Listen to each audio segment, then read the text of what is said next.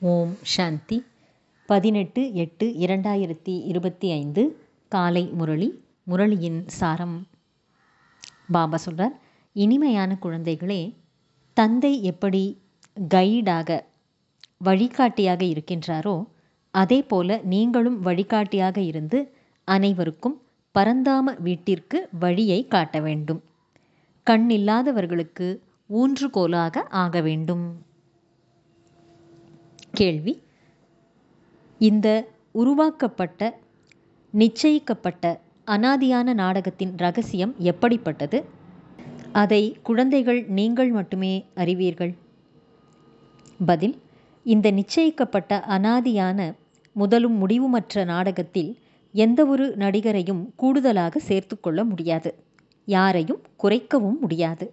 மோட்சம் என்பது யாருக்கும் கிடைக்காது. இந்த வருவதும் போவதுமான கால சக்கரத்தில் நாங்கள் வரவே மாட்டோம், வரவே விரும்பவில்லை என்று சிலர் கூறினாலும் சிறிது காலத்திற்கு அவ்வாறு இருந்து விடலாம் என்று பாபா கூறுகிறார். ஆனால் நாடகத்தில் நடிக்காமல் முற்றிலும் வராமலேயே இருக்க முடியாது. இந்த நாடகத்தின் ரகசியத்தை குழந்தைகள் நீங்கள் மட்டுமே அறிந்துள்ளீர்கள். ஓம் சாந்தி. கள்ளம் கபடமற்றவர் என்று யாரை கூறுகின்றனர் என்பதை இனிமையிலும் இனிமையான குழந்தைகள் அறிவீர்கள். சங்கம யுகத்தைச் சேர்ந்த குழந்தைகள் மட்டுமே அறிந்துள்ளீர்கள். கலியுக மனிதர்கள் யாருக்கும் துளி அளவும் இதை பற்றி தெரியாது. ஒரு தந்தை மட்டுமே ஞான கடலாக இருக்கின்றார். அவரே படைப்பின் 3 கால ஞானத்தை புரிய வைக்கின்றார். குழந்தைகள், நீங்கள் இப்பொழுதுதான் புரிந்துள்ளீர்கள். இதற்கு முன்பு உங்களுக்கும் தெரியாது. நான் வந்துதான் பாரதத்தை ஸ்வர்க்கமாக ஆக்குகின்றேன், எல்லையற்ற ஆஸ்தியை தருகின்றேன், அதை இப்பொழுது நீங்கள் அடைகிறீர்கள் என்று தந்தை கூறுகின்றார். நாம் எல்லையற்ற தந்தையிடம் இருந்து எல்லையற்ற சுகத்தின் பொக்கிஷத்தை அடைகின்றோம். இது நிச்சயிக்கப்பட்ட நாடகமாக இருக்கிறது. ஒரு நடிகரை கூட இதில் அதிகமாக சேர்க்கவோ குறைக்கவோ முடியாது. அனைவருக்கும் தனிப்பட்ட நடிப்பு கிடைத்திருக்கிறது. மோட்சம் யாருக்குமே கிடைக்க முடியாது. யார் யார் எந்தெந்த தர்மத்தை சேர்ந்தவர்களோ அவர்கள் மீண்டும் அதே தர்மத்தில் செல்வார்கள். புத்த தர்மம், கிறிஸ்தவ தர்மத்தைச் சேர்ந்தவர்கள் நாங்கள் சொர்க்கத்திற்கு செல்வதற்கு விரும்புகின்றோம் என்றாலும் அவ்வாறு செல்ல முடியாது. அவர்களுடைய தர்மத்தை படைத்தவர்கள் வந்த பிறகுதான் அவர்களுக்கு இந்த நாடகத்தில் நடிப்பே ஏற்படும். இவை அனைத்தும் குழந்தைகள் உங்கள் புத்தியில் இருக்கிறது.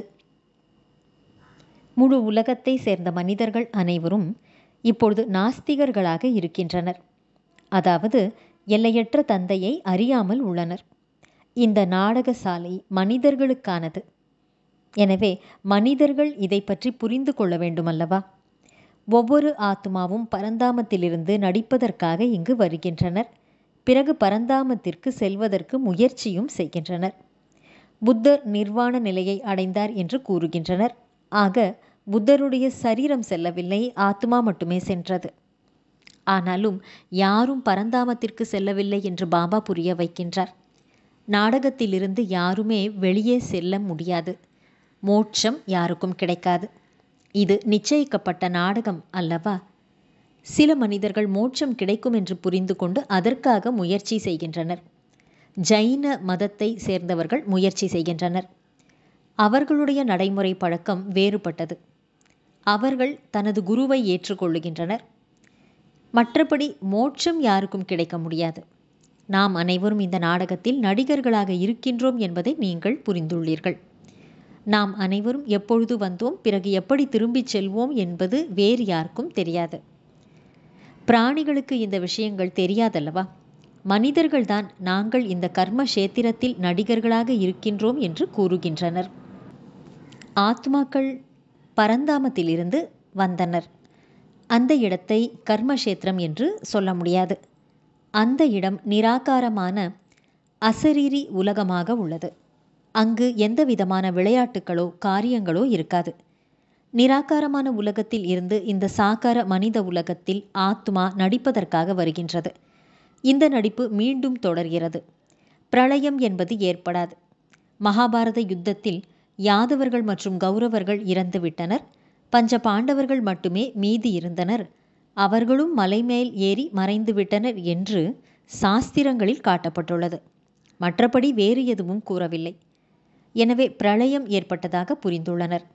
பிறகு கடலின் மத்தியில் ஆளிலையில் ஒரு குழந்தை வந்ததாகவும் விஷயங்களை உருவாக்கிவிட்டனர். ஆக இதன் மூலம் எவ்வாறு ஒரு உலகம் உருவாக முடியும்? மனிதர்கள் தாங்கள் கேட்ட விஷயங்களை எல்லாம் சத்தியமானது என்று புரிந்திருக்கிறார்கள். சாஸ்திரத்தில் என்னென்ன விஷயங்களை எழுதிவிட்டார்கள் என்று குழந்தைகள் இப்பொழுது புரிந்துள்ளனர். இவை அனைத்தும் பக்தி மார்க்கத்தின் சாஸ்திரங்கள் ஆகும். பக்தர்களுக்கு பலன் தருபவர் ஒரு பகவான் மட்டுமே ஆவார். இதனால் சிலர் முக்தியிலும் சிலர் ஜீவன் முக்திக்கும் செல்வார்கள். ஒவ்வொரு ஆத்மாவிற்கும் தன்னுடைய பங்கு நாடகத்தில் ஏற்படும் போது மீண்டும் வந்து நடிப்பார்கள். இந்த நாடகத்தின் ரகசியம் குழந்தைகள் உங்களைத் தவிர வேறு யாருக்கும் தெரியாது. நல்லது. தாரணைக்கான முக்கியமான சாரம். 1. மிகவும் உண்மையான பிராமணர் ஆகி அனைவருக்கும் ஞான அமிர்தத்தை அருந்தச் செய்ய வேண்டும். ஞான சிதையில் அமர வைக்க வேண்டும். 2. சரீர நிர்வாகத்திற்காக தொழில் மற்றும் காரியங்களை செய்தாலும் தூய்மையற்ற நிலையிலிருந்து தூய்மை ஆவதற்கு தந்தையின் நினைவில் இருக்க வேண்டும் மற்றும் அனைவருக்கும் தந்தையின் நினைவை ஏற்படுத்த வேண்டும். வரதானம். சிறப்பு தன்மைகளின் தானம் மூலம் மகானாக மாறக்கூடிய மகாதானி ஆகுக. தனது சிறப்பு தன்மைகள் அல்லது விசேஷ தன்மைகளை தானம் செய்வதன் மூலம் மகானாக மாறக்கூடிய மகாதானி ஆகுக. விளக்கம். ஞான தானத்தை அனைவரும் செய்கிறார்கள். ஆனால் விசேஷமான ஆத்மாக்களாகிய நீங்கள் உங்களுடைய விசேஷ தன்மைகளை சிறப்பு தன்மைகளை தானம் செய்ய வேண்டும். யாரெல்லாம் உங்கள் எதிரில் வருகிறார்களோ அவர்களுக்கு உங்கள் மூலம் தந்தையின் அன்பின் அனுபவம் ஏற்படட்டும். உங்களுடைய முகம் மூலம் தந்தையுடைய சித்திரம் மற்றும் நடத்தை மூலம் தந்தையின் சரித்திரம் தெரியட்டும். உங்களுடைய விசேஷ தன்மைகளை பார்த்துவிட்டு அவர் விசேஷ ஆத்மாவாக மாறுவதற்கான பிரேரணைகளை பெறட்டும். இப்படிப்பட்ட மகாதானியாக நீங்கள் மாறுங்கள்.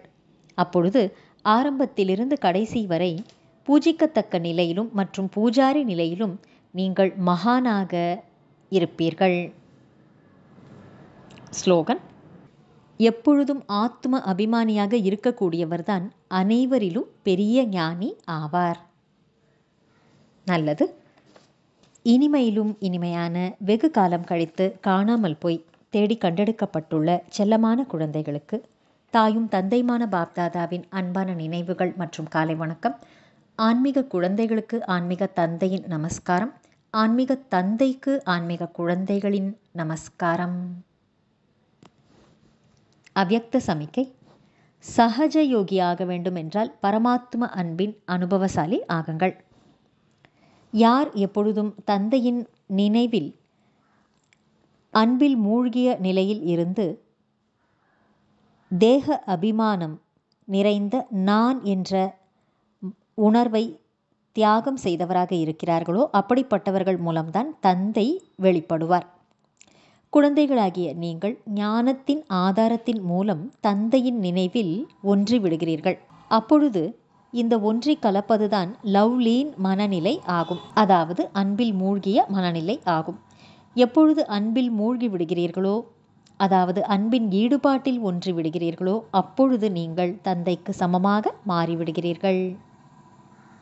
நல்லது. ஓம் சாந்தி.